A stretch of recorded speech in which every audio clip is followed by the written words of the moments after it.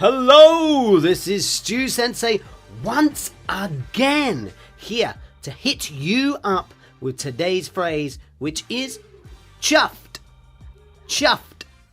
Now, chuffed is used when you want to tell someone how very pleased you are with something. For example, your favorite team has just won a soccer match and you're very pleased. You could say, I am very chuffed that my team has won this weekend. You could use the word dead. Dead basically means very in this situation, so it's very common for people to say, I'm dead chuffed that blah blah blah blah blah has happened. Another example I can give you is if you have made an absolutely amazing dinner.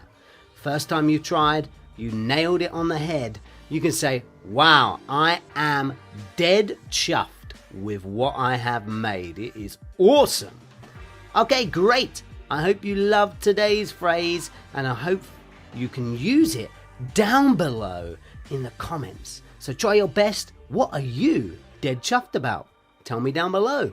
Have a great day. Look forward to seeing you next time. Ciao.